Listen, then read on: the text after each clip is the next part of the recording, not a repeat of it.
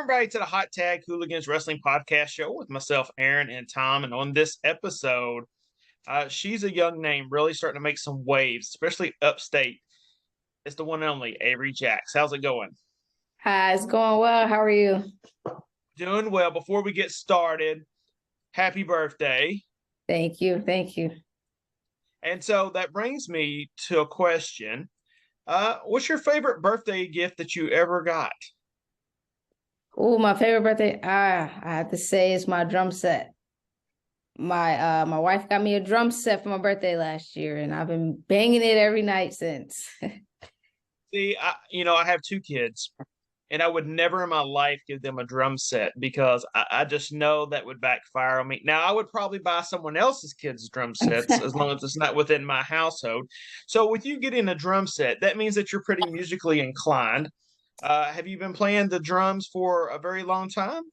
I have. I've been playing the drums for well over 5 years. I taught myself, and I continue to teach myself. So I wouldn't say like I'm really good at it, but it's a work in progress. So I play other instruments as well. So yeah. What other instruments do you play? Piano. I teach myself the piano as well. I also can play a little bit of guitar, a little bit of violin. See, I think if I had to choose an instrument, I would probably really like to learn how to play the piano. I think that's always been very unique. Anytime I can see somebody just hammer out the keys like that with no hesitation, I just think that's tremendous. In high school, I was in the band. You could play trumpet, and I could play the trumpet and the baritone pretty well. I don't brag about that a lot though, but that's pretty cool. Now, are there any drummers that you kind of look up to? Um, Not particularly. I drum for fun mainly. And if I have to, I mean Travis Barker, obviously he's like a really great drummer, but other than that, none in particular. I love music, but I'm absolutely terrible at everything. I tried to play guitar, I was awful. Tried to play a keyboard, I was awful. I'm just not.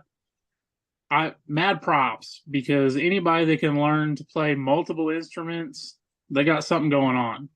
Thank you. Yeah, it's a struggle, especially when it comes to reading music. Like reading music is a struggle for me, especially with the piano because you got the bass and the treble. So I just like to go on YouTube, and if I like a song, I'll how to play blah blah blah on piano, and then follow along to the video. That's really it. But yeah, it's very difficult though. It's very difficult, especially finding the notes and without having letters on the keys. It's a struggle. So as far as the piano, who are some piano players? Like I'm a big Billy Joel fan. So I love some of his, maybe not the most mainstream music, but when he just gets on them keys, it's like, how in the world can somebody do that? Yeah, Billy Joel is one of a great pianist. I look up to him as well as Alicia Keys. I think she's very underrated on the piano. Like she's very talented in that area. She's one of the ones like John Legend as well, things like that. But what gave me the motivation was my great grandmother. She played piano, and growing up, I would just sit at the piano with her. She'd be like, just tap that note when I tell you. I'm like, okay, and I'll tap, and that from there grew like an interest in the instrument. You have to be very disciplined to be a musician, and you have to be very disciplined to be a pro wrestler. Which do you find harder to do? Learning how to maybe go through a match or learning how to just sit down and play music? Oh, that's a good question. They're equally difficult. With music, it's more I'd say it's less difficult than pro wrestling in terms of with music, you can once you do something, it's muscle memory. Same with wrestling, but with music, you can hear it and you're like, okay, I know it. Boom, play it. With wrestling, because you wrestle many different people and different styles, it's like you're learning every single day, and it's like so you learn to take and give different moves, and it's a lot with wrestling. And I feel like music is less broad than pro wrestling. It's just one of those things. I think as some people don't like to be challenged, Mhm. but some do. So do you find yourself someone who loves to be challenged, or you like things come a little bit easy? Oh, I love a challenge. I'm very competitive. I would never let. Well, I'm not gonna say I would never let anybody beat me, but I'm very competitive. So if you beat me, you must have done something right, because like I'm not gonna let you beat me easily. I'm not going down without a fight. So yeah, it's I love being challenged. I live for it. Now, one place that you've recently performed at is Capital Championship Wrestling. We've partnered up with them a few times for some great interviews. Talk to me a little bit about Capital Championship Wrestling, some of your time there so far, and what makes that place so special. Um, I love Capital Championship Wrestling. Like, it's a great promotion, especially promoting women. The women are not well, they're starting to become more recognized in the business, but for them to have a promotion specifically based on women, I love it. I love the message. I love the atmosphere, the feel of it, especially in the locker room. It's very encouraging, very uplifting. And Marcello's a really great guy, and he definitely cares about the business. Specifically, he cares about all of his women. And I saw it as I was scouting them, and that made me want to really work for them for sure. My experience there was very pleasant. Like I said, Marcello, he came up to me. He was just like making sure I was okay, make sure I was comfortable, especially before and after. And he, I really grown to look up to him like a big brother. So it's great atmosphere there. Great company, great promotion. One thing that I've noticed about them is they're constantly bringing in different talent, and it's all top-notch talent. Mm-hmm. Every time I see a new flyer, I'm like, they whoever's booking this, whoever's making these phone calls, whoever's getting this talent is really doing their due diligence and bringing in good talent. How does that feel as a talent to know that they're bringing in this, and there's people that you can actually influence to make better, but also others there as well that can help make you better?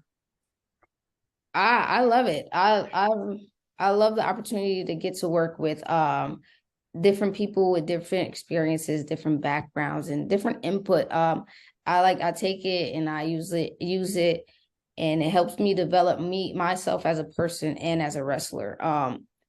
Working with many different talents, especially people who's been on AEW or Impact Wrestling thing, even WWE, it's inspiring to know that they came from the same place that I'm at.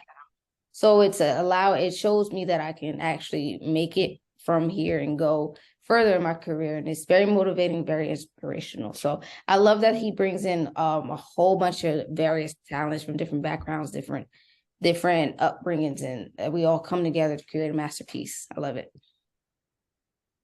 course, the queen, or should I say the king of Capital Championship Wrestling, is Kylan King. And now we have a new global fighting champion in Billy Starks. Good friend of the show, Rebecca Scott, is also there as well. So, who are some people that you've kind of got your eye on who would love to lock horns with in the near future there? I say it every time, and I have to say that definitely Kylan King. I got to speak to her outside of the ring. She's a great person, great wrestler. Uh, I like her style, I like the way she carries herself. She's very fun too. She's a really fun person to be around. Christine Marie too. I noticed her in the last couple shows. I'm like, oh, got my eye on her. I really want to do work with her. Rebecca J. Scott too. She's great. It's a lot of people. Trisha Dora, of course. Like I would love to work with her if tag or 101. I mean, It's fine. A lot of the talent there. I mean, there's nobody I say I wouldn't want to work with, if that makes sense. There's so many so much great talent there. The options are endless. Now, you seem like a person who likes to plan things and with the dedication to, becoming the best pro wrestler you can be, or to just doing teaching yourself music on the side. Mm-hmm. So I would assume you're the type of person that probably has some sort of plan for yourself. Where do you see yourself in the next few years, and what kind of goals do you have? My goal with pro wrestling is to definitely make it to TV. That's been my goal since I started. But not only to make it to TV, my main goal is to just inspire others to reach for their dreams and to accomplish those dreams. Because growing up, I never thought that I could do something that I've dreamed about doing. Like, pro wrestling has been a dream, like a pipe dream in my eyes. I was like, whatever, I want to do it, but I'm never gonna do it. But once you take that leap and you really go for it, then that's exactly what I want to show others. Is like, you can do it too, no matter what anybody's saying, no matter what you think, just know that you can do it. That's my ultimate goal with pro wrestling. You kind of mentioned, people appearing on WWE and people appearing on AEW. It seems like nowadays, on any given week, you may get that phone call and say, hey, head on down here to Florida for a Ring of Honor taping, an AEW taping, or they're coming to your backyard and they may use you as an extra. You feel that you're ready for those type of phone calls quite yet? Because you're still kind of new. Do you feel like that you're ready for those calls? I'm still new in the game. I just made my debut in September, but I'm definitely the type to, if you need me, I'm there. So if I get that call, I'll definitely step up to the plate and accept the challenge. Like I said, I like to be challenged. So if you tell me I'm going against Athena or Jay Cargill or even, Becky Lynch, I'll do it. I'll do it. I'll give my all. I'll do my best. See what happens. So who's the dream match for you right now? The dream match for me, oh man, I'll have to go with Mercedes Moné. Always been that. She's ever since the women's revolution, and when they brought her up to the main roster, I loved everything about her. And I liked her style of wrestling. Now I think we can put together a really great match. So that's my dream match right now. So others too, but that's number one on my list. So how wild is it to you that, just getting into the wrestling business, and that opportunities happen, they come very quickly for some. And next week you could get an opportunity to wrestle in one of these promotions and wrestle somebody that maybe you watched on TV. Mm-hmm. How is that, to be able to kind of put aside the dream feeling of that, to be that professional and to know that you're at that level to where you could be wrestling somebody that you idolized? Mm-hmm. Oh, it's very surreal. Like, even in the indie scene, I got to wrestle a lot of people who I didn't expect to wrestle so soon. My first match being against Jordan Blade was like surreal, and I had that dream feeling when I was getting prepared for that match. But it's definitely a switch that goes off when it's game time, where I can differentiate the dream to the reality. I could just separate the two and go out there, put my game face on, get my head in the game. And it's a switch that basically flips. I put my music in, I get hyped up, and we go do our business. And then afterwards we back to the dream the dream feeling. But during the time, it's definitely, I can definitely turn off the dream and enter that reality feeling. Your in-ring style is very quick and you offer a lot of aerial. Mm-hmm. So do you have a background in gymnastics, or is that something that just comes really natural to you? I do not have a background in gymnastics. I was an active child. I always I was very athletic, played sports. I was on the trampoline a lot. So I backflipped, I front flipped, I corkscrewed. I did all that stuff at the time, not realizing that it will relate to my adulthood. I was doing it for fun. I'll backflip off of roofs into pools. I was just an adventurous child, and but I wasn't afraid of heights or anything. So it definitely came natural when I tried it for the first time during one of my training sessions, and that was when I knew. I was like, "Well, this is it. This is the my style," you know. Because in the beginning, I actually went through a lot of different styles. I thought I was going to do the striking, tried technical, but it just didn't feel right. So once I did try the aerial and high flying, I was like, "This is it. This is where I'm excel at." So I stuck with it. Have you wrestled a style type matchup so far that you feel like it's given you some trouble, or you think you've handled them all pretty well so far? I think I've handled them pretty well because I kind of fall back onto the striking aspect if I need to. But the quickness of the aerial style definitely helped me hold my own against a lot of different styles that I've wrestled. Um, yeah, the technical style is pretty difficult because it's a lot of grappling. I don't do a lot of grappling, but I think I can hang in there really well. I can do enough to where you're not gonna confuse me or anything. So I think I can hold my own pretty well against a lot of different styles.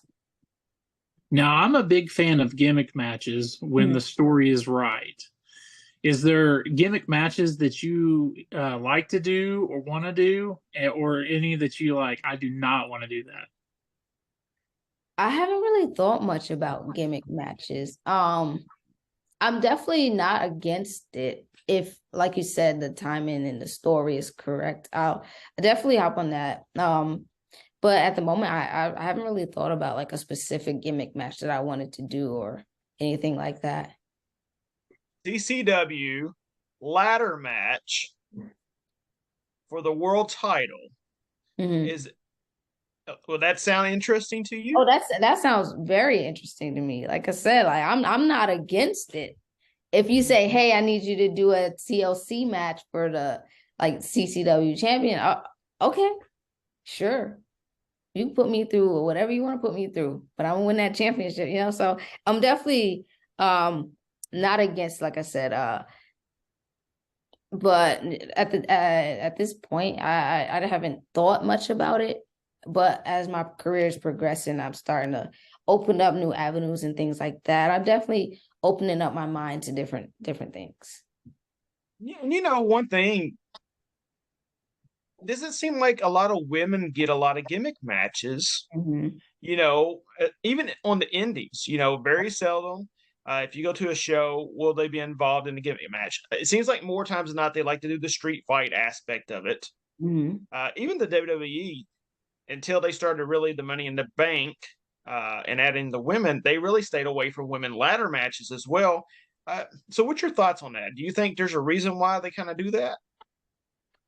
Um, I don't think that there's a specific reason. I just like I said, the I feel that the women aren't really what's the word I'm looking for? Aren't really uh they're starting to be more recognized and everything now, but I feel like they're still trying to maneuver that avenue in terms of what what's appropriate or not for women in wrestling.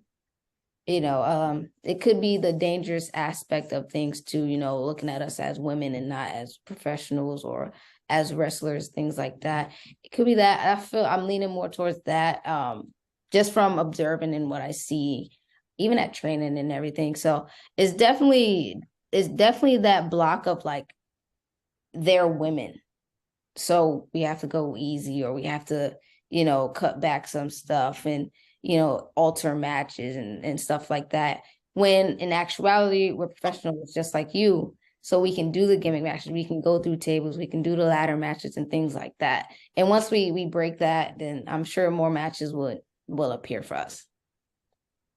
Yeah, just in the last couple of years, been fortunate enough to actually see a couple, and I really like what like Sawyer Wreck and Kylan King can do. Mhm. I've seen some matches where I'm telling you they hit harder than the guys, That is and true. it's one of those things that you know when children watch pro wrestling, I don't think there is anything wrong with them.